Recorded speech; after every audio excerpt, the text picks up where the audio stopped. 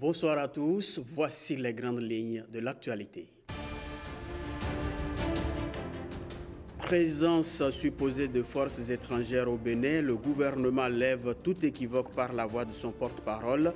Il s'agit d'une pure affabulation.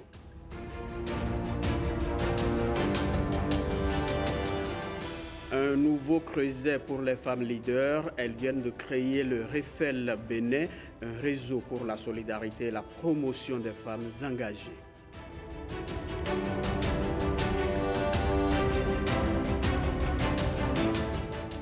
Le pastoralisme au service de la restauration des terres dégradées, c'est une expérience fructueuse dans les massifs forestiers de la commune de Bassila.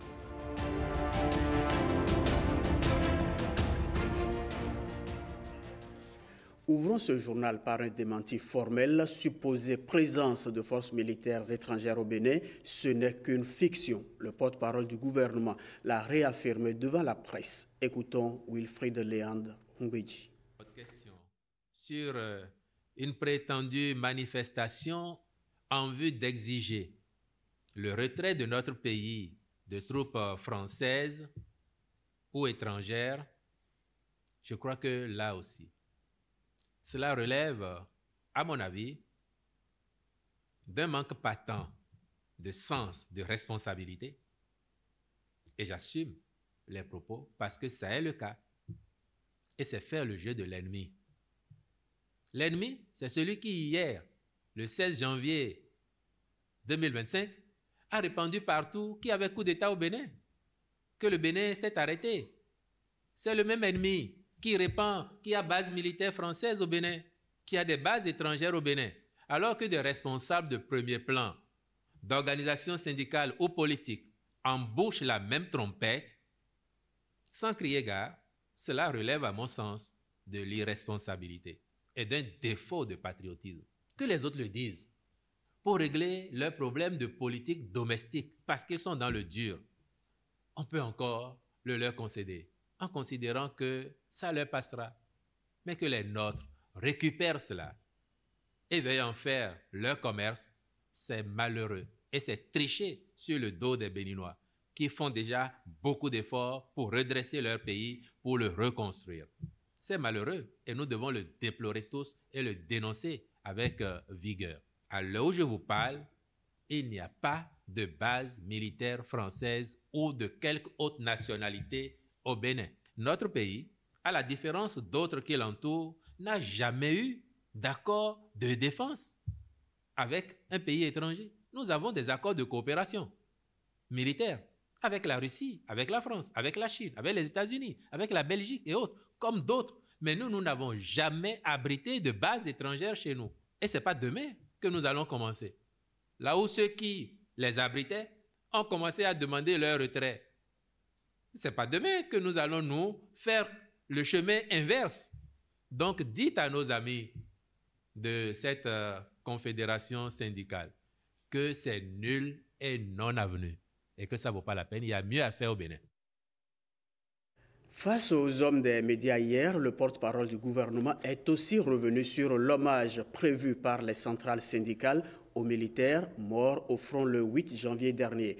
Wilfried Léandre Humbedji est au micro de William Aguiar, Ernest Tetegou et Patrick Benou. Nos soldats, nos enfants, les enfants du Bénin, qui sont tombés au champ d'honneur en défendant la patrie, appartiennent au Bénin, au-delà des familles dont ils proviennent. Ils appartiennent au Bénin. Donc, que chaque Béninois, dans l'intimité de son cœur, ou dans la volonté de faire de l'exhibitionnisme, décide de leur rendre hommage, libre à lui. Mais après, nous travaillons à bâtir un pays responsable où les choses se font dans les règles de l'art et où chacun devrait jouer le rôle qui est le sien. Il a semblé aux yeux de certains que le gouvernement tardait à rendre hommage à ses enfants. Leur agenda n'est pas l'agenda du gouvernement. Pendant qu'ils étaient à leur considération, le ministre délégué auprès du président de la République, chargé de la Défense nationale, avait déjà saisi chacune des familles concernées. Mais après, si je peux me permettre un conseil à ces personnes, c'est de ne pas faire le jeu de l'ennemi. C'est de ne pas tomber dans le piège de l'ennemi. L'ennemi aurait voulu nous voir nous arrêter, que le pays subitement s'arrête, que l'on soit pris par la psychose. Nous ne sommes pas tombés dans ce jeu. Les pays qui nous bordent et dans lesquels les manifestations et les conséquences du phénomène sont autrement plus dimensionnées que ce que nous vivons, qui ont entrepris au départ de décréter des jours de deuil national, des hommages, je suis sûr que quand vous les observez, vous ne voyez plus cela. Parce qu'ils se rendent compte aussi que c'est ça qui alimente l'appétit des mécréants qui organisent ces coups-là. Nous avons choisi une posture que nous jugeons mesurée, mais responsable, qui n'enlève rien à la qualité de ce que nous rendons comme hommage à nos frères. Et j'ai eu l'occasion de dire que le meilleur hommage que nous puissions leur rendre, c'est pendant qu'ils sont vivants de leur créer les meilleures conditions pour qu'ils accomplissent leur devoir vis-à-vis de la République. Et s'ils venaient à disparaître en nous défendant, c'est d'avoir chaud dans nos cœurs le souvenir de leur combat, de leur engagement. Mais c'est aussi et surtout de rester debout face à l'adversité, de dire à l'ennemi, le Bénin, tel le roseau, peut ployer mais ne rompt pas. Dans l'un de ses messages, le président de la République disait que nous sommes le Bénin, pays insubmersible, au passé si glorieux, mais à l'avenir encore plus prometteur. Concernant toujours les dernières attaques meurtrières dans le nord du pays, le mouvement populaire de la jeunesse musulmane lève le ton. Le mouvement exprime son soutien aux forces de défense et de sécurité. C'était hier au cours d'une séance de prière à Cotonou. Gilles Dansou, Igor Ayosso, de retour de la prière. Ces jeunes musulmans sont engagés pour la paix et la consolidation du processus démocratique. Ils partagent les vertus telles que l'amour, la cohésion et l'unité nationale. Ils sont en séance de prière pour louer Dieu Allah Tout-Puissant. Au nom de toute la jeunesse musulmane, nous condamnons avec la dernière rigueur cette attaque. Compatissons à la douleur et apportons tout le soutien nécessaire à notre armée. Après les dernières attaques de nos forces de défense et de sécurité au nord du pays, il faut dire à l'unisson plus jamais ça. Au nom d'Allah, le tout miséricordieux, le très miséricordieux, le Coran, en son chapitre 5, verset 32, stipule: quiconque tuerait une personne non coupable d'un meurtre sur la terre, c'est comme s'il avait tué tous les hommes. Et quiconque lui fait don de la vie, c'est comme s'il faisait don de la vie à tous les hommes. Nos forces de défense et de sécurité jouent un rôle crucial pour la préservation de notre territoire.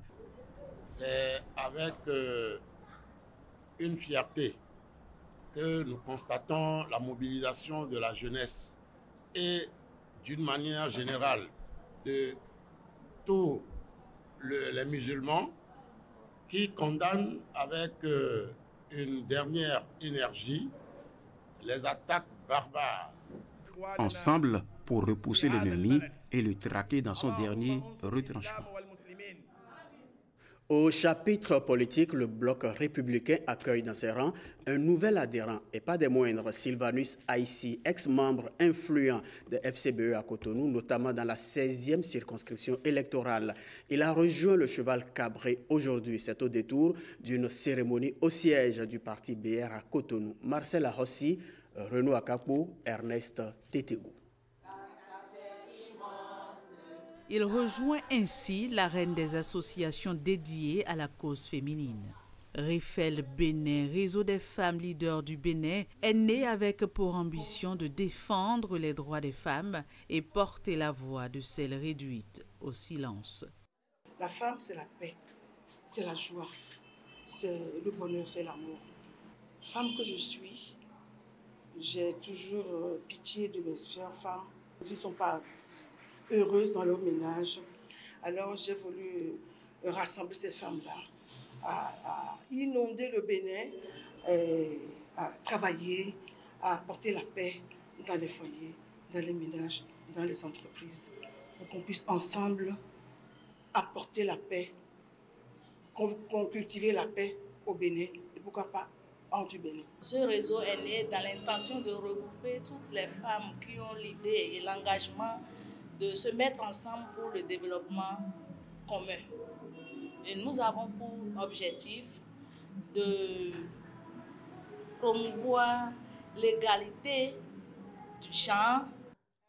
Et pour sa toute première sortie officielle, le REFEL Bénin peut compter sur le soutien de personnalités connues pour leur attachement à la paix et à la défense des droits humains. Pour la paix, et là où il y a un problème, les imams alpha et non musulmans, membres de la fondation, étaient toujours les premiers à être sur les lieux. Et c'est ça qui a attiré le groupement de ces femmes qui sont réunies aujourd'hui à collaborer avec nous. Le réseau compte environ 500 membres. L'objectif phare de ces assises est la tenue de l'Assemblée générale constitutive de l'association. Vous l'avez remarqué, les femmes leaders du Bénin ont pris une longueur d'avance. Alors, je reviens maintenant à cet élément du parti du bloc républicain qui accueille dans ses rangs un nouvel adhérent. Et pas des moindres, je vous le disais, Sylvanus Aïssi. Voici le reportage de Marcel Ahossi, Renaud Akapo, Ernest Tétégou.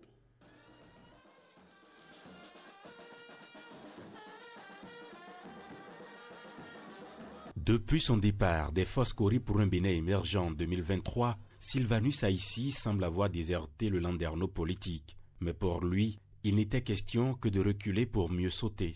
Nouveau point de chute de l'ancien porte-étendard des FCBE, le bloc républicain. La cérémonie de ce jour marque mon adhésion et celle des camarades de lutte au parti du cheval gagnant. Je veux nommer le parti bloc républicain. Sans vouloir trop s'étendre sur les raisons de ce nouveau choix, Sylvanus Aïssi explique que ces pas sont guidés par les actions de développement posées par le président Patrice Talon. Nous sommes désormais convaincus par les nombreuses actions du développement du président Patrice Talon et nous avons décidé de le soutenir. Et pour ce faire, après échange avec le staff de plusieurs partis politiques de la mouvance, j'ai pu vous dire que c'est le modèle BR qui nous a le plus séduit. Nous faisons le choix d'une vision, d'une équipe et d'un projet politique qui place l'unité, le travail et le progrès au cœur de la priorité. C'est à bras ouverts que les hauts responsables du bloc républicain présents à cette cérémonie accueillent le nouvel adhérent et sa troupe. La carte du parti ainsi que les statuts sont remis au nouvel entrant pour sceller l'acte officiel d'adhésion. Vous avez vu effectivement juste de choisir le bloc républicain. Au nom du président Abdoulaye Biot-Chani, au nom des militants du parti bloc républicain, nous acceptons votre adhésion. Nous avons suivi tout à l'heure votre parcours, votre biographie, qui montre également que vous êtes un homme battant, un homme très courageux, n'en doutons point.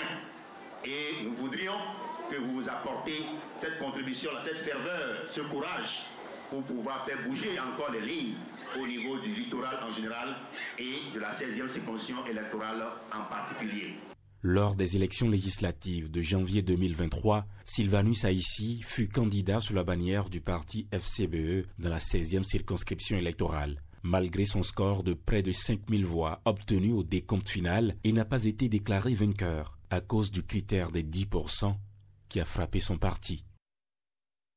Autre volet de l'actualité nationale, le pastoralisme peut contribuer à restaurer des terres dégradées. Oui, il peut aussi contribuer à réduire l'émission des gaz à effet de serre.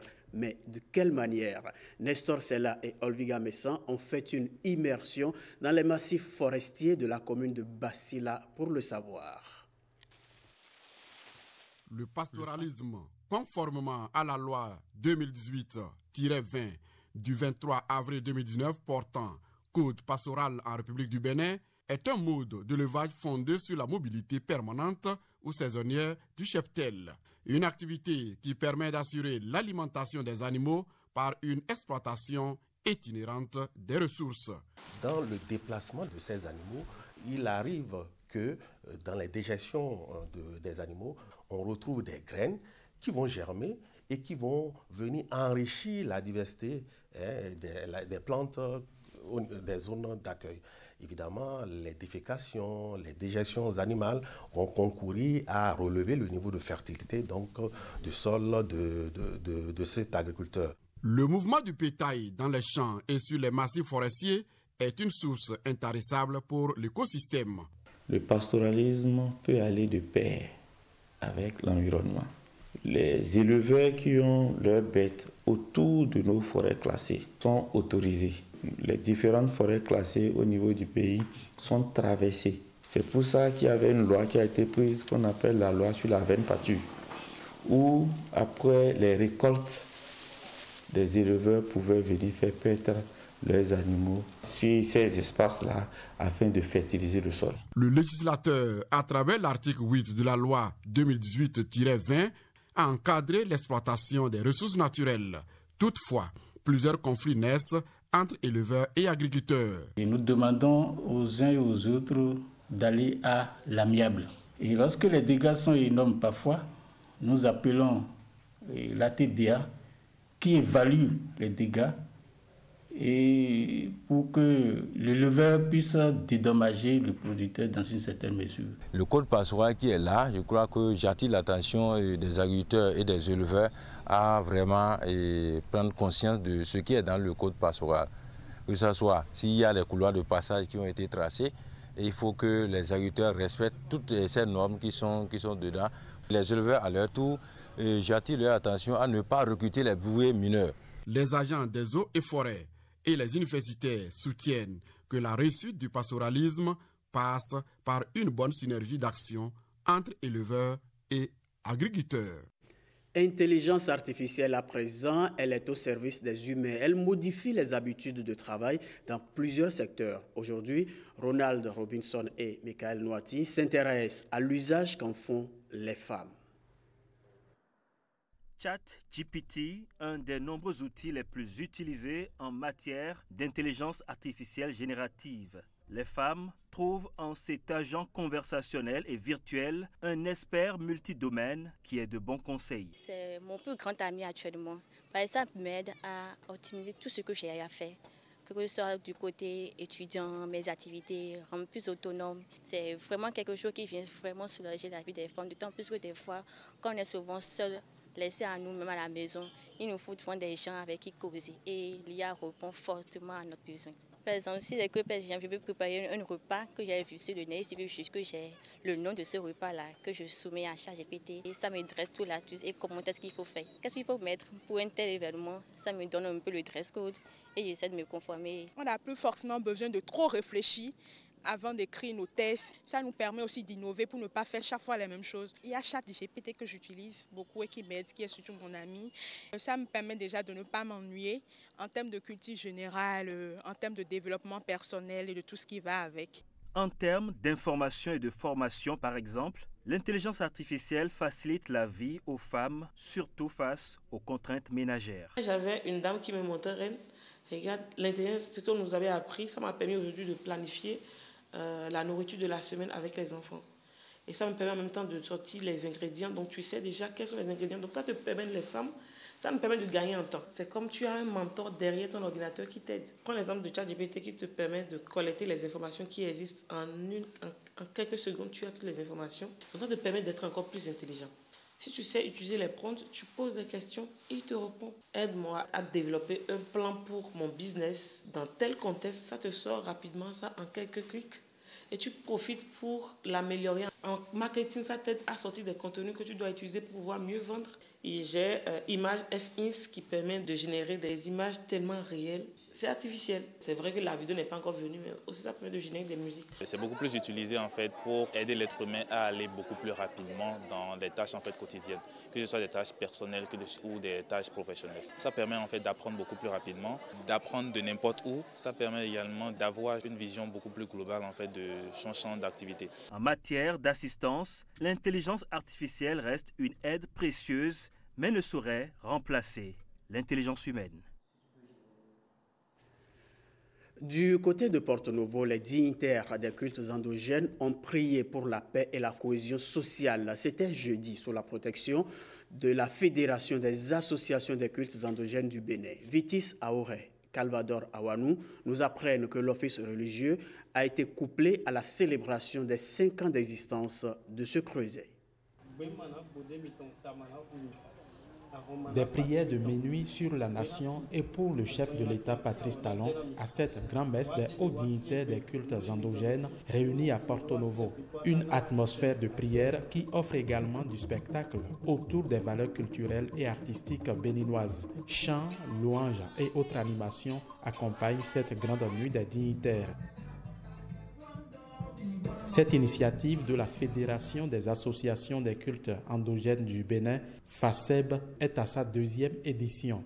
La grande nuit des dignitaires du Bénin, telle que vous l'avez pensée, n'est pas seulement une célébration des grands hommes et des grandes femmes de nos traditions, mais aussi une occasion de réfléchir à notre unité et à notre engagement commun pour une spiritualité africaine dynamisée et pérennisée. C'est aussi l'occasion de présenter les objectifs et les actions à mener en 2025 par la FACEB.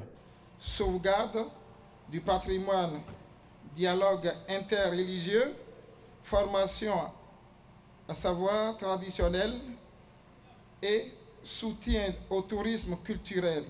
Poursuite de l'installation des bureaux des 6 autres départements restants, à savoir celui du Plateau, du Mono, du Koufo, du littoral, des collines et de la Donga. Cette 2e édition de la Grande Nuit des dignitaires intervient dans un contexte de célébration du 5e anniversaire de la Fédération et de son extension. Si de 25 nous sommes passés à 80, cela montre que cette initiative était attendue et c'est louable. Ça permet aujourd'hui aux gouvernants d'avoir un interlocuteur pour mieux assainir le milieu des cultes endogènes et mieux planifier tout ce qui peut aller dans ce sens. Environ 80 dignitaires des cultes endogènes ont été distingués par la FACEB au cours de cet événement.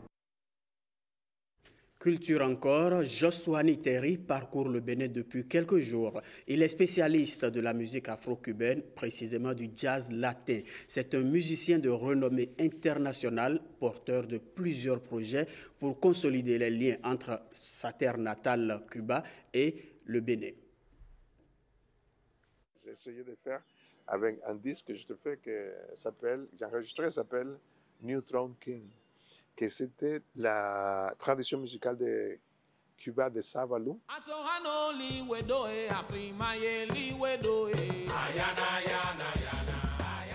Spécialiste de la musique jazz et de renommée internationale, Joswani Terry est sur les traces de ses ancêtres. J'ai fait toutes mes études, j'ai porté ça à New York et après j'ai mixé ça avec l'esthétique et les sons contemporains. Ici, il exprime sa joie d'être au Bénin, la terre de ses aïeux. Pour moi, c'était un voyage très important parce que il était pour réunir la communauté de la diaspora, principalement Cuba. Je suis de Cuba, de Bénin, de Dahomey. Tu peux trouver à Cuba la communauté de Bopa, Savalou, Mahi, Abomey, Mina. font.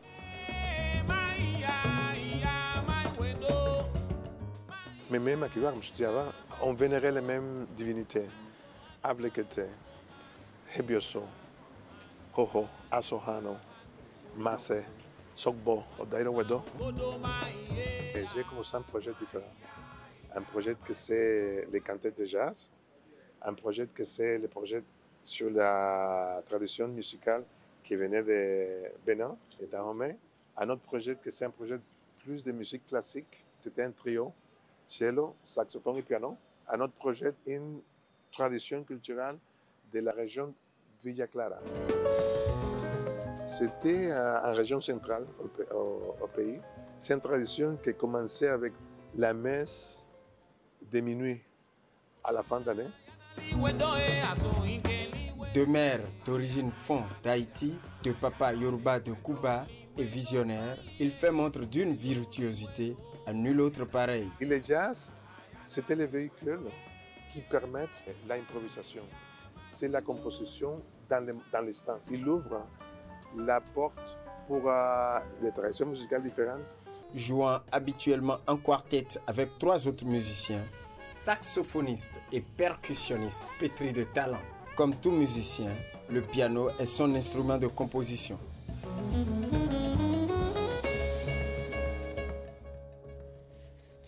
Après les Vodou Days, le Festival international de danse à gogo s'installe à Ouida. C'est un rendez-vous culturel de 3 jours pour valoriser des danses du terroir, mais aussi des danses étrangères. À l'affiche, des rythmes traditionnels et modernes sous les pas de festivaliers venus de plusieurs pays. Alexis Kenom, Rebecca Kenjanhounde.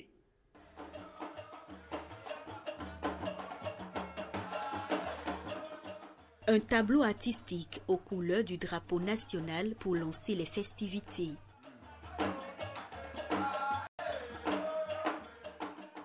Sur scène, la troupe ballet de théâtre du Bénin, les Super Anges Rwindonamboua. En explorant son riche répertoire de chants, mais surtout de chorégraphie, la troupe a su égayer les spectateurs venus de plusieurs pays pour célébrer la 16e édition du Festival international de danse à gogo. J'étais avec mon groupe à Bordeaux. On nous a invités pour 3 mois à Bordeaux et j'ai vu des groupes venus de partout. Et j'ai dit, mais est-ce qu'on ne peut pas initier un truc ici, chez moi, à Ouida, ici, parce que nos danses qu'on exécute aujourd'hui, tout ça vient des danses de Vaudou.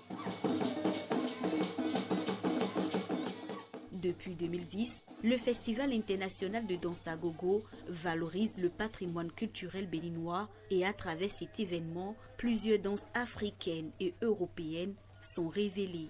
Pour cette 16e édition, des pays comme le Togo, la Côte d'Ivoire, le Burkina Faso, la France, l'Italie ou encore le Mexique sont représentés. Grâce à vous, ce festival est non seulement une vitrine de la culture béninoise, mais aussi un espace de rencontre, de réflexion, d'apprentissage et de partage d'expériences, de brassage culturel et de promotion de l'excellence qui mérite d'être davantage soutenue. Je voudrais dire que nous devons remercier et féliciter Alade Kofi Addo et à travers lui tous ceux qui travaillent pour l'art et la culture de notre pays et surtout de notre ville. Le festival à gogo est une chance pour le Bénin tout simplement parce que ce festival valorise le patrimoine culturel immatériel. Festival international de danse à gogo, un rendez-vous culturel annuel qui va faire vibrer Ouida pendant 72 heures. Moment choisi par l'initiateur et son équipe pour reconnaître le mérite de certains acteurs culturels, mais aussi pour rendre hommage aux morts à travers ce dépôt de gèbe.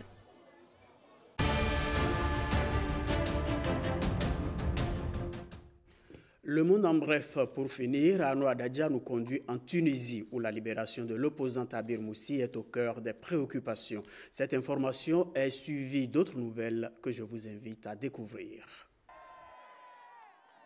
Au cri de liberté pour Abir, nous sommes des opposants, pas des traîtres. Des manifestants et sympathisants du parti Destouriens Libres, PDL, se sont rassemblés samedi dans le centre de Tunis pour revendiquer l'héritage des autocrates Bourguiba et Ben Ali. Ceux-ci souhaitent la libération de leur dirigeante Abir Moussi. Ce n'est pas digne d'un pays qui se dit démocratique, constate un manifestant. Tout cela nous dérange beaucoup, nous inquiète même.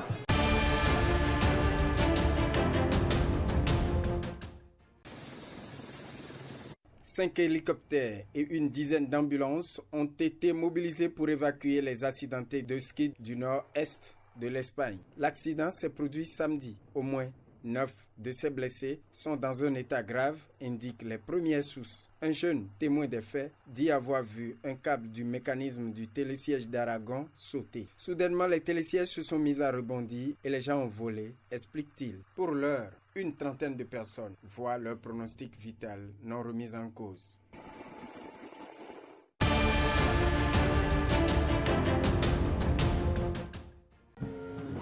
On manifeste également à Londres. Des pro-palestiniens se rassemblent à Whitehall à la veille d'un cessez-le-feu dans la guerre de Gaza qui devrait débuter dimanche matin. Selon le médiateur, le Qatar, des manifestants scandent des slogans et portent des banderoles sur lesquelles on peut lire « Arrêtez d'armer Israël et libérer la Palestine ».